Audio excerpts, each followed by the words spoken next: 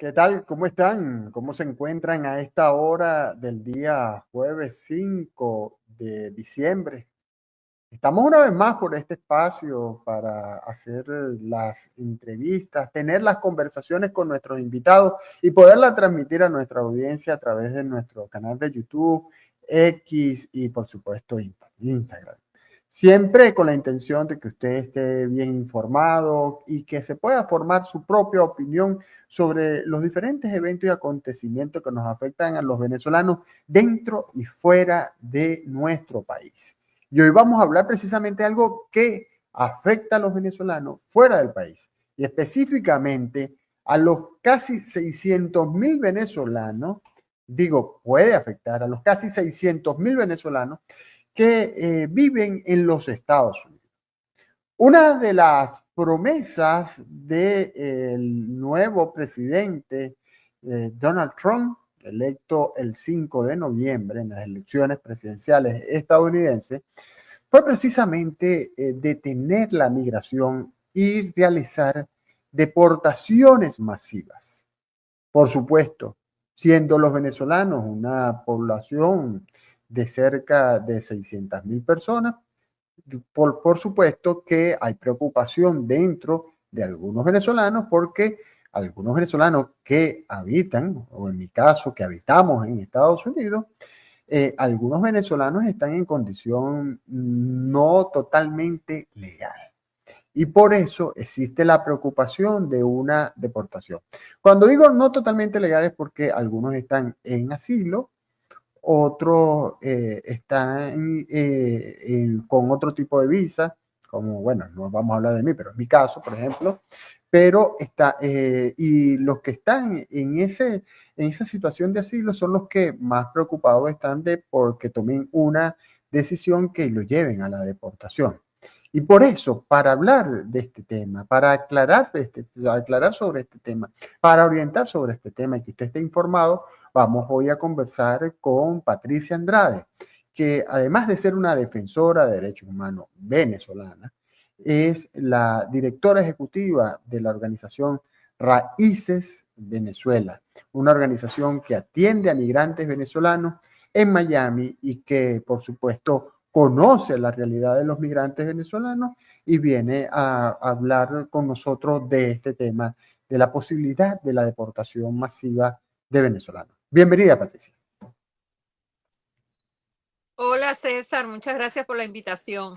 Bueno, un gusto para mí tenerte acá y bueno, y por supuesto decirte además, Patricia, que creo que es muy valioso el trabajo que hace Raíces y que viene, que incluso parte de tu trabajo ya has llegado hasta el cine, ¿no, Patricia? Porque tu trabajo fue reflejado en la película que fue un suceso durante este año. Cuéntale, vamos a que Sí. le cuentes a la audiencia de qué estamos hablando. Cuéntale tú mismo que eres la persona más indicada para contarlo. Sí, se trata de la película Simón. Cuando digamos, el director Diego Vicentini tenía la idea en la cabeza, lo conozco porque estando en Raíces, regresando del receso navideño los primeros de enero, él se apareció allá con una donación. La donación era como una bolsita de supermercado que tenía como 3 camisas que se notaba que era de él, ¿no? Y entonces me dijo que si podía ver todo, que si le podía explicar cómo era Raíces. Bueno, le di un tour, que si después me decía, ¿puedo tomar foto? Y yo, así como no. Después que ya le he explicado todo y ha visto todo, entonces me dijo, ¿sabes que tengo una idea en mente de hacer probablemente algo como un documental? Y mi personaje llega aquí al exilio a un lugar como este pidiendo ayuda. ¿Tú crees que yo lo puedo hacer? Y yo le dije que sí. Realmente en ese momento no tenía ni idea de el sí, qué implicaba todo esto. Para lo que, para, Entonces Patricia, pasó el tiempo. ¿Ah? sí, bueno, no, termina el cuento, termina el cuento. No, entonces pasó el tiempo y aproximadamente como año y medio después, él reaparece y va, por cierto, con sus padres. Entonces me dice, mira, ya estamos listos. Pero yo me había mudado, Raíces se había mudado de lugar a un lugar más grande, más cómodo, y entonces le dije, no, mira, estamos aquí, le mostré todo, él tiene una alegría grandísima, recuerdo que hizo una llamada FaceTime y habló con no sé con quiénes y le decía, mira, tenemos locación. Y yo de verdad, y le dije, mira, no hay problema, solamente no grabes el día que nosotros estamos entregando las ayudas. Nos pusimos de acuerdo con los días. Yo le dije, mira, estás en tu casa, le di los accesos a todo el programa para que yo no tuviera que ir a abrir puertas. Él conocía todo, fue varias veces, después se fue a grabar.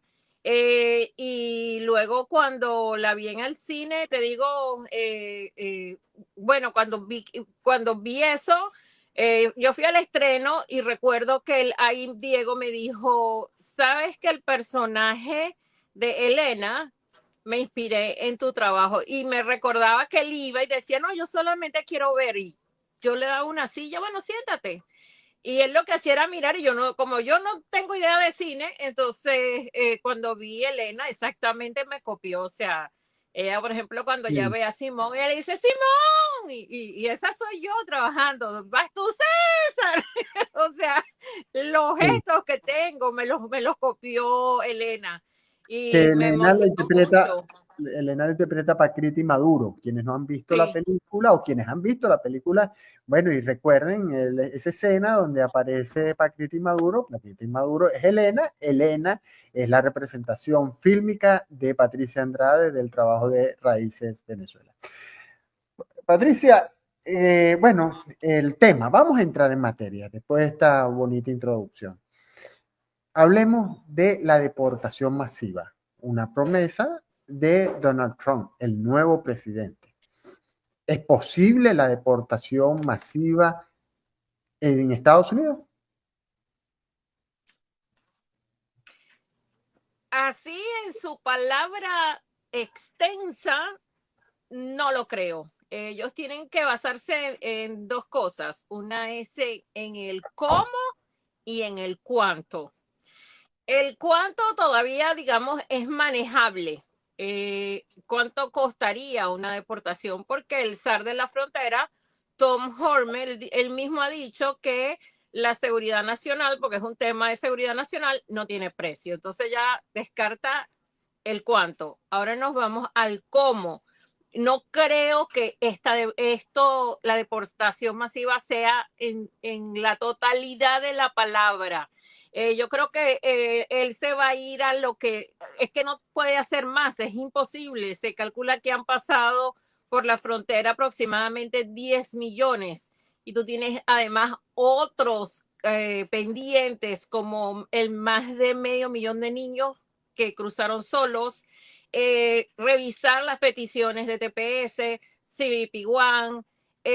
Además están las de cuando Biden asumió, había 1,5 millones de deportaciones, digamos, ya dadas por un juez de inmigración. Lo que hizo el secretario general Mallorca fue congelar esas deportaciones. Entonces, súmale a todas estas cantidades el 1,5 millones, que son deportaciones que se quedaron congeladas. No hay forma que tú puedas hacer una deportación masiva. Digamos que la intención la tienen, pero creo que primero se van a enfocar en el problema que de verdad sí hay que reconocer lo que es seguridad nacional, que son las personas con delitos que han cometido crímenes, que hay aproximadamente medio millón en una lista que reportada por la misma inmigración. Se calcula que o sea, creo que el tema es seguridad nacional y después de que cumplan esto y todas las personas que han violado la ley, que no han cumplido con la normativa de inmigración, es lo único que creo que ellos van a poder alcanzar para hacer una deportación, que eso sería un masivo serruchado a lo que pueden hacer. Y ya es bastante. Sí, estamos hablando de millones, pero no de la totalidad. No puede. Ya decías, ya adelantabas algo de que el foco principal va a ser la deportación de las personas que tienen delito. los que han cometido delitos han sido identificadas de cometer delitos en Estados Unidos o fuera de Estados Unidos, ¿no? Decías que hay 10 millones de personas en condición de que pudieran ser deportadas, en si es una deportación masiva, pero estamos hablando de 600.000 venezolanos aproximadamente. En el caso de los venezolanos, ¿se aplicaría el mismo criterio? ¿Sería solamente un tema de deportación de quienes han cometido delitos? Sí, porque es que no, cuando tú vas sumando los que son de interés, los que llaman personas de interés por seguridad nacional, los que tienen unas deportaciones pendientes, los que han cometido crímenes, vas a buscar a los niños que no los ubica, vas a empezar a ver esos casos, cuando los jueces empiecen a ver esos casos de asilo que son asilos frívolos, que lo traducimos al venezolano y son los asilos chimbos, los TPS y CBP One donde se han colado personas que no debieron haber sido admitidas. Ya tú tienes una cantidad de millones y hay algo que, por ejemplo, te voy a dar un ejemplo lo he visto en venezolanos que cruzan por la frontera, tienen de inmediato que tienen una orden de presentarse en ICE, en la Policía de Inmigración, para hacerle un monitoreo. Estas personas, yo he conocido a muchos que han ido a raíces y me dicen, no, yo no voy a ir, y les ponen un grillete, no, el grillete me daba picazón, y cortan el grillete. O sea, no se dan cuenta que esas son romper los acuerdos que tú has hecho con inmigración para tú permanecer aquí mientras te ve un juez. Hay otra figura también que tienes que ponerle el ojo y es el famoso parol. Cuando ellos pasan por la frontera, a muchos les dan un parol, pero cuando tú lees el parol dice que la persona es deportable y que y tiene derecho de presentarse ante el juez. Entonces, las personas, muchas, no, porque es que el abogado me cobra mucho, yo no voy a ir donde el juez. Ya esa persona rompió el acuerdo y es deportable. Y cuando hay un cambio en la normativa, el parol sinceramente no tiene ningún tipo de poder. ¿Por qué? Porque así como te lo dieron, te lo quitan y eres inmediatamente deportable.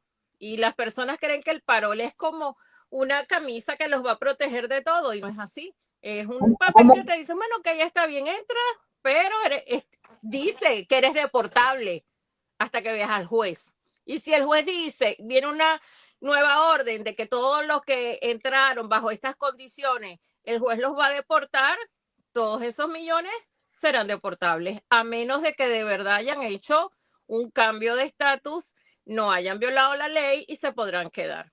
¿Y cómo sería posible un proceso de deportación de venezolanos, como lo has dicho, aquellos que han violado la ley, que han incumplido el acuerdo del parol, que no han ido a la corte, que han incumplido lo establecido por ICE o que se han quitado el grillete? ¿Cómo será posible ese proceso de deportación de venezolanos si no hay una relación diplomática entre el gobierno de Maduro y el gobierno de Trump? Mira, en principio la ley te dice que te deportan al país de donde, digamos, el que fue tu último destino. Si la persona entró por México, te van a deportar es a México, no te van a deportar a Venezuela. El problema que sí veo que no sé cómo lo va a manejar la siguiente administración y son las personas con antecedentes, porque esas sí tienes que deportarlas directamente al país de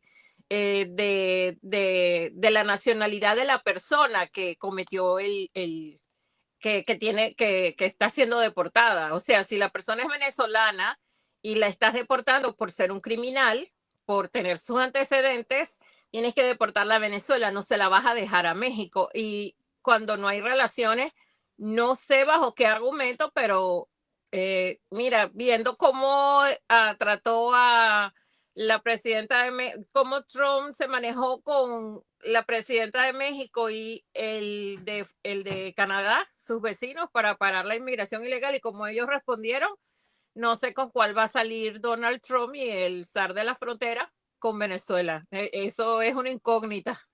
Sí, porque sabes que uno de los temas que se han ventilado por medios de comunicación como The Wall Street Journal y el Washington Post es que ha habido una propuesta de parte del gobierno de Maduro de colaborar con la migración a cambio del levantamiento de las decisiones que ha tomado el gobierno de Trump y que ratificó el gobierno de Biden, o que mantuvo el gobierno de Biden en su mayoría, para limitar el accionar de funcionarios y de algunas instituciones. ¿Pudiera ser, crees tú que eso podría ser posible, que llegue a ese punto para resolver el tema de migración?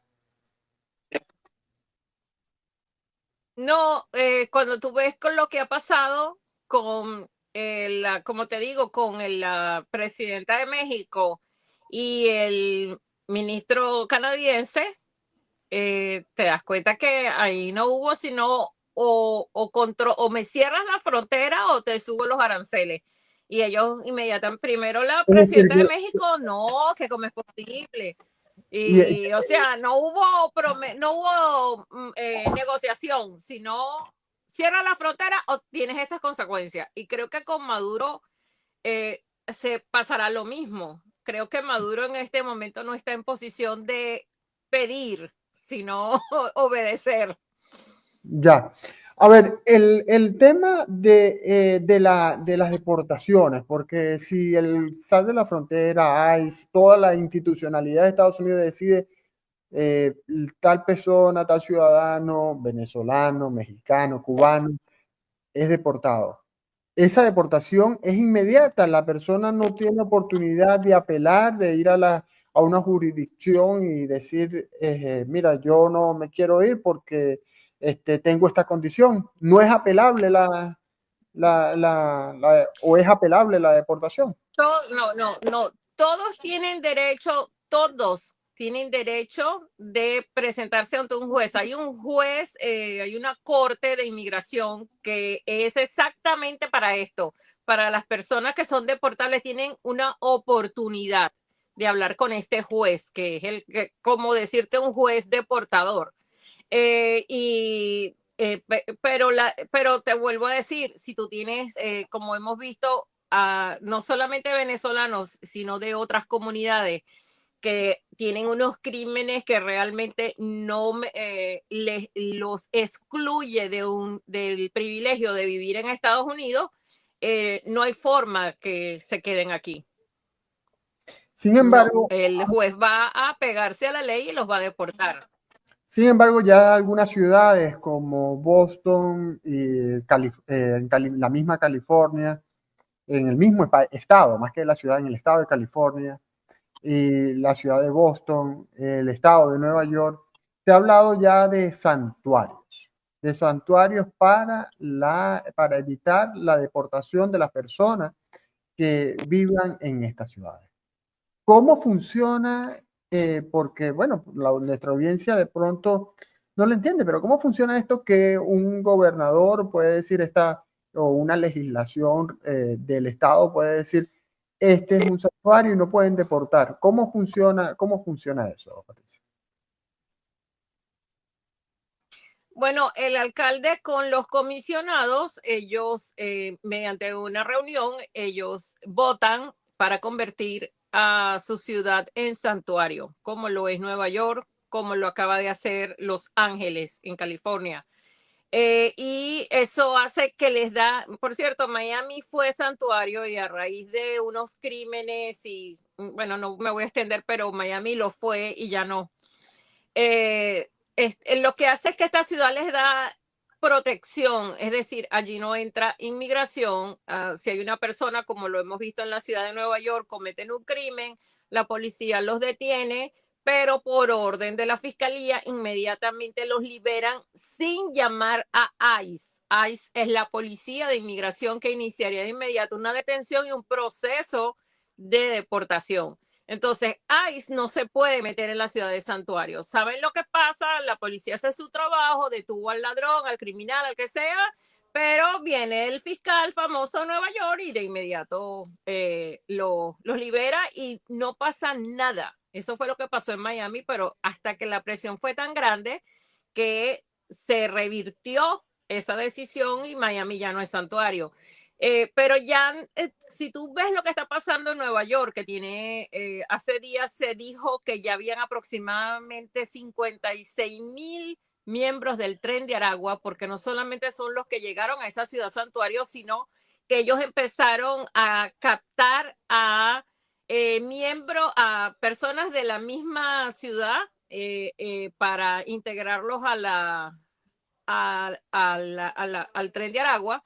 Se les convirtió en un verdadero problema y ya tú ves los cambios que está dando el alcalde de Nueva York, Eric Adams, que inclusive hace rato vi la noticia de que están considerando abrir las oficinas y el centro de reclusión de ICE en Nueva York, que estaba cerrado porque son santuarios, porque él ya dice que para él, siendo una ciudad santuario, digamos, priva la seguridad de sus ciudadanos. Entonces ya lo de vamos a proteger, no, ya él está abriendo la puerta, vamos a meter aquí orden, va a venir ICE, y de hecho ya pidió hablar con el zar de la frontera, Tom Horme, que se van a reunir la semana que viene.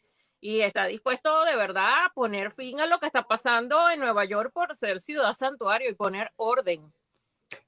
Tú como directora general de Raíces, que además has estado, al menos que yo conozca, 4 oportunidades en la frontera, viendo allí presencialmente lo que ocurre en la frontera. ¿Qué opinas sobre esta información precisamente? Esto de que hay tal cantidad, dijiste 60,000, ¿no? 60,000 miembros del Tren de Aragua en la ciudad de Nueva York y que en otras ciudades ha estado la presencia del Tren Aragua. ¿Qué opinas tú de esto? ¿Le das credibilidad a una información como esa? Sí, porque la dan las mismas autoridades. Hay que siempre seguir la fuente oficial. Ahí recuérdate que ya inclusive se forma un equipo de trabajo para ubicar y perseguir al Tren de Aragua. Es que ya de hecho está creo que en 16 o 17 estados y siempre estás escuchando algo. Pero mira, yo creo que todo pudo haberse prevenido si hubiesen habido filtros en la frontera, porque no es posible que menos del 1% de los venezolanos que han entrado en estos 4 años nos vayan a rayar a todos. Yo personalmente me niego. Yo creo que aquí hay que poner orden. Siempre nos sentimos orgullosos donde nos parábamos de ser venezolanos y nos reconocían por nuestros méritos, nuestra preparación, nuestra forma de trabajar. Y menos del 1% no puede hacernos daño a toda una comunidad que tiene años de verdad quedando aquí en este país muy bien parado. Podemos decir que en Estados Unidos en estos momentos hay expresiones xenofóbicas hacia los venezolanos a raíz de ese 1%. ¿Qué opinas? Algunas veces un poco. Mira, hace poco ayudamos a una familia venezolana con unos niños, una bebé y una niña quizás de 2, 3 años. Y ellos llegaron y se fueron obviamente a Nueva York porque no tenían dónde llegar y estuvieron allí poco tiempo y llegaron a Miami y nos contaron que era imposible, sobre todo para el señor, el sostén de la familia. Él decía que no conseguía trabajo porque cuando él decía que era venezolano, le decían no, venezolanos no. Y te estoy hablando de la ciudad de Nueva York. Y dijo que para él era imposible y que él había llegado a Miami y de inmediato consiguió trabajo. Creo que esto, al que no, en ciudades donde hay una alta inmigración y tienes un problema como la ciudad de Nueva York y el Tren de Aragua, eso se vive. Pero en el resto del país que no entiende lo que pasa en Venezuela, que tenemos una dictadura, que en Venezuela hay una grave crisis humanitaria porque el venezolano está saliendo. Si no entienden eso, obviamente sí puede haber xenofobia. Estamos llegando ya prácticamente al final de esta media hora de entrevista. Llevamos 25 minutos, pero quiero invitar a los miembros de la audiencia que en este momento nos acompañan, que pueden enviar sus preguntas para Patricia Andrade, directora ejecutiva de Raíces, con quien estamos hablando el tema de la deportación masiva, lo que dijo que lo ve difícil, lo ve complicado, y por supuesto también tratando el tema de los venezolanos y a raíz de esta información oficial, de organismos oficiales, de la presencia de miembros del Tren de Aragua en diferentes localidades, estados de Estados Unidos, 17 dijiste, ¿no? 17 estados, ¿no? Que estaría el Tren de Aragua en Estados Unidos, ¿no? Fue la cifra que dijiste. Bien, pero y siguiendo con este tema de los venezolanos en el país, ¿qué es lo que más valora el estadounidense de los venezolanos y qué es lo que tú consideras que le cuesta más al venezolano de vivir en Estados Unidos? Depende. Siempre hemos tenido muy buena reputación como comunidad inmigrante.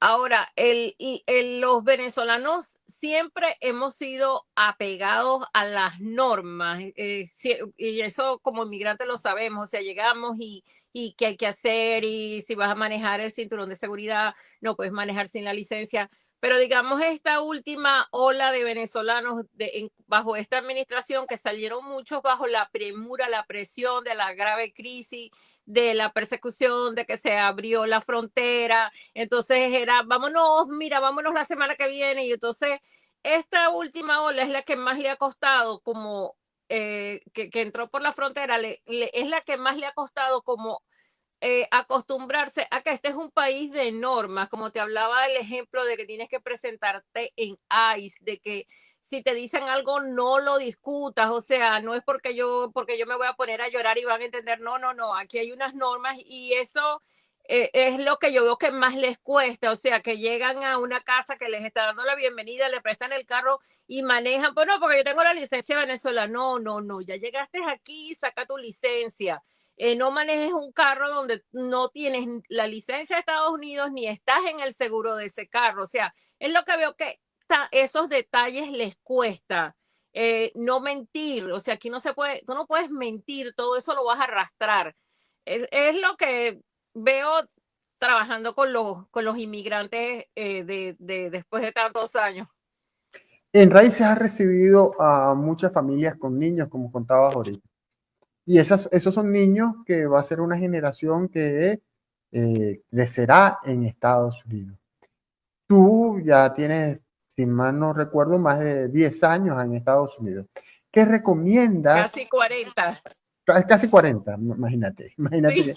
Sí. Bueno, ¿qué recomiendas a los padres que están formando a estos niños para mantener los valores culturales venezolanos en la familia, en esta generación de niños venezolanos que van a crecer en Estados Unidos? Mira, las raíces venezolanas son sagradas. Mis hijos nacieron aquí, ya son mayores de 30 años y siempre yo les inculqué mis raíces. Bueno, mi esposo y yo, los dos somos venezolanos y ellos crecieron bajo nuestra cultura. Mi hija habla muy bien español, pero lo habla un español venezolano. A mí me alegra muchísimo cuando ella la escuchan y piensan y le dicen, ¿de qué parte de Venezuela tú eres? Y ella dice, no, no, yo nací aquí.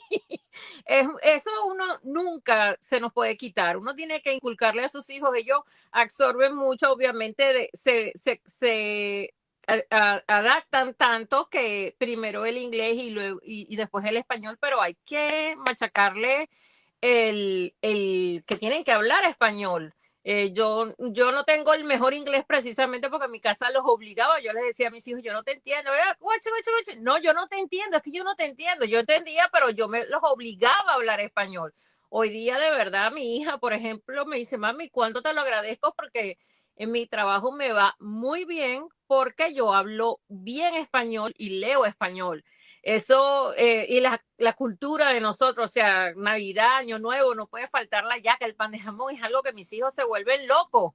Y eso de verdad que yo se lo digo a todo el mundo, uno no puede avergonzarse nunca del país de donde venimos. Y si somos venezolanos, que sea nuestro sello. Y quería decirte algo antes de despedirnos y sobre el mismo tema de esta entrevista, y es la situación migratoria actual.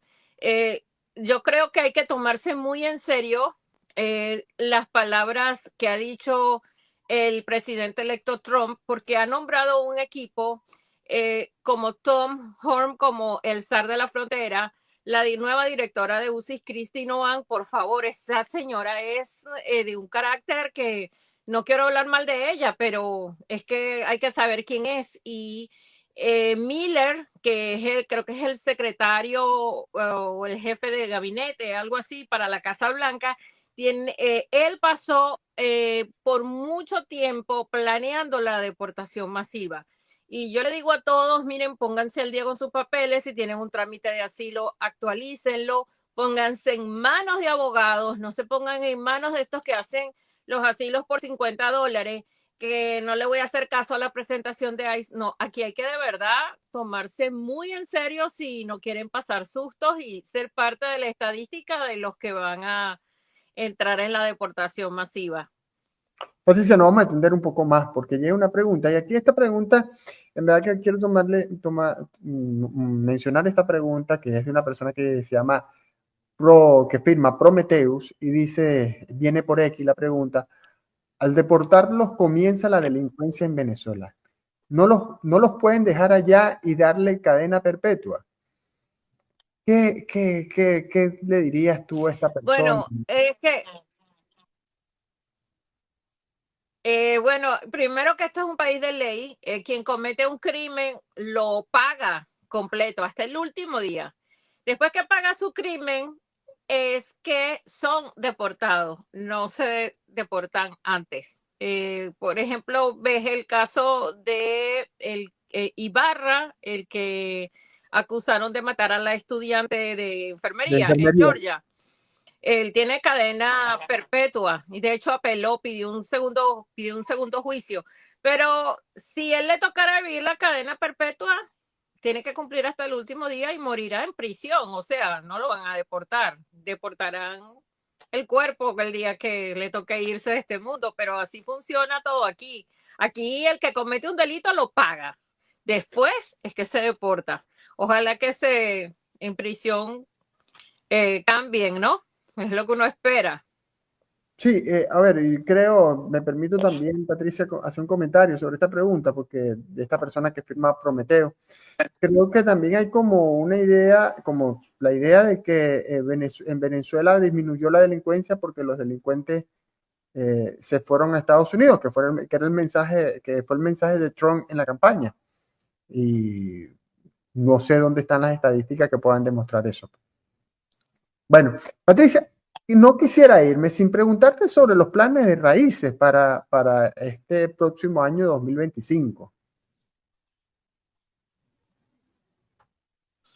Mira, nosotros estamos exactamente trabajando en lo que viene en el 2025, porque aunque van a cerrar la frontera, tengo entendido porque el mismo presidente electo Trump anunció que se haría el ingreso a través de Espera en México, que ya se hizo en su primera administración, y van a seguir llegando, pero en una forma ordenada, y el que entra es porque ya fue chequeado, fue filtrado, se revisó, se sabe si califica para el asilo. Entonces esto nos va a disminuir un poco la cantidad de inmigrantes, pero por el otro lado nosotros vamos a estar vigilantes de las nuevas políticas migratorias, porque obviamente, y de hecho yo empecé ya a tocar puertas porque quiero estar vigilante de lo que va a venir y de que los que realmente,